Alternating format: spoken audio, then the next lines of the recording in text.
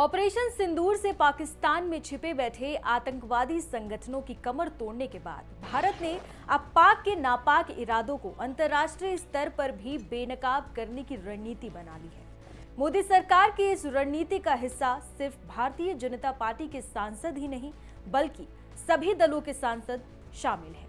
ये सभी सांसद अलग अलग देशों में जाकर पाकिस्तान प्रायोजित आतंकवाद को बेनकाब करेंगे। इस बहुदलीय प्रतिनिधिमंडल में कांग्रेस के शशि थरूर और एआईएमआईएम के असदुद्दीन ओवैसी भी शामिल हैं।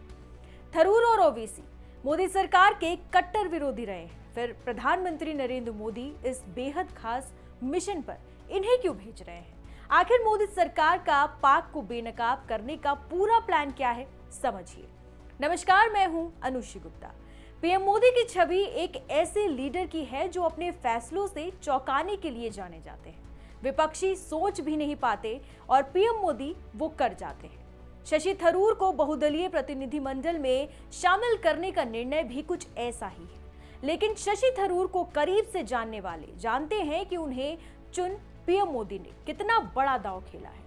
संयुक्त राष्ट्र में काम करने का लंबा अनुभव रखने वाले शशि थरूर कूटनीति के एक बड़े जानकार हैं। ऐसे में पाकिस्तान को अंतर्राष्ट्रीय स्तर पर बेनकाब करने में वो अहम रोल निभा सकते हैं। शशि थरूर को संयुक्त राष्ट्र में काम करने का काफी लंबा अनुभव रहा है। 1978 में यूएनएचसीआर यानी कि संयुक्त राष्ट्र शरणार्थी उच्चायुक्त में अपना करियर शुरू करने वाले शशि थरूर 1981 से 1984 तक सिंगापुर में यूएनएचसीआर कार्यालय के प्रमुख रहे हैं। 1989 में वो विशेष राजनीतिक मामलों के लिए महासचिव के विशेष सहायक बने, जिसमें युगोस्लाविया में शांति अभियानों की जिम्मेदारी भी शामिल थी। 2001 में उन्हें संचार और जन सूचना विभाग के अंतरिम प्रमुख के रूप में नियुक्त किया गया और बाद में 2002 में उन्हें संचार और जन सूचना के लिए महासचिव बनाया गया। शशि थरूर कूटनीति के अच्छे जानकार हैं। वो जानते हैं कि किस देश की क्या फितरत है और उसे कैसे जवाब देना है। यही वजह है कि जब अमेरिकी राष्ट्रपति डोनाल्ड ट्रंप के भारत और पाकिस्तान के बीच सीजफायर की घोषणा करने से पहले ही वाहवाही लूटते हुए उन्होंने सोशल मीडिया पर पोस्ट किया, तो थरूर ने पीएम मोदी की चुप्पी का समर्थन किया था। थरूर ने पीएम मोदी की चुप्पी को कूटनीति का हिस्सा बताया था। इससे पहले वो रूस यूक्रेन युद्ध के मुद्दे पर मोदी सरकार की कूटनीति की भी तारीफ कर चुके हैं। अब आपको बताते हैं कि ओवैसी को क्यों चुना गया है। मैं भारतीय सेनाओं की तरफ से पाकिस्तान में आतंकवादी ठिकानों पर किए गए हमलों का स्वागत करता हूं। पाकिस्तानी को ऐसी सख्त सीख दी जानी चाहिए कि फिर कभी दूसरा पहलगाम ना हो। पाकिस्तान के आतंकी स्ट्रक्चर को पूरी तरह नष्ट कर देना चाहिए। ये शब्द हैं एआईएमआईएम प्रमुख ओवैसी के। ऑपरेशन सिंदूर के चलते ओवैसी की पूरी छवि बदल गई है। इस दौरान उनकी एक देशभक्त की जो छवि सामने आई है उसकी तारीफ भाजपा नेता भी जमकर कर रहे हैं। शायद ही ऑपरेशन सिंदूर से पहले किसी को उम्मीद थी कि ओवैसी पाकिस्तान को इतनी खरी खरी सुना सकते हैं। ऐसे में पीएम मोदी ने ओवैसी को बहुदलीय प्रतिनिधिमंडल का हिस्सा बनाकर कोई हैरान नहीं किया है। असदुद्दीन ओवैसी भारत सरकार के ऑपरेशन सिंदूर के शुरुआत से ही समर्थक रहे हैं। कई टीवी चैनलों पर उन्होंने मोदी सरकार के इस कदम का समर्थन किया और पाकिस्तान को खरी खरी सुनाई। कई मौकों पर वो पाकिस्तान प्रवक्ताओं से भिड़ते हुए भी नजर आए।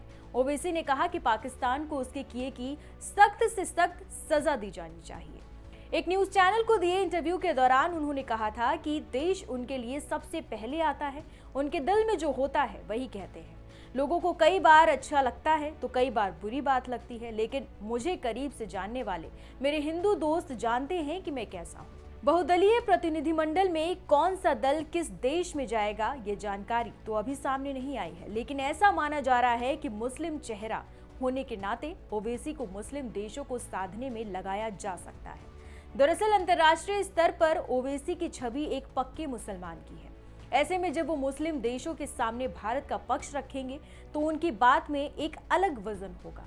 ओवैसी एक राजनेता होने के साथ साथ काबिल वकील भी है, जो अपनी बात को तर्क के साथ रखना बखूबी जानते हैं। आमतौर पर उनकी बात को काटना बेहद मुश्किल होता है। ये पहला मौका नहीं है जब सभी भारतीय राजनीतिक दल अपनी राजनीतिक मतभेदों को दरकिनार कर एकजुट होकर अंतर्राष्ट्रीय मंच पर अपनी बात रखने जा रहे हैं। इससे पहले भी 1994 में तत्कालीन प्रधानमंत्री पीवी नरसिम्हा राव ने राजनीतिक मतभेदों से ऊपर उठते हुए भाजपा नेता अटल बिहारी वाजपेयी की जिनेवा में संयुक्त राष्ट्र मानवाधिकार आयोग में भारत का नेतृत्व करने के लिए चुना था। अटल बिहारी वाजपेयी के वहां पहुंचने पर पाकिस्तान भी हैरान था। मोदी सरकार के इस प्लान पर आपकी क्या राय है, हमें कमेंट कर जरूर बताएं। आपको वीडियो पसंद आया हो तो लाइक, शेयर और चैनल को सब्सक्राइब जरूर करें।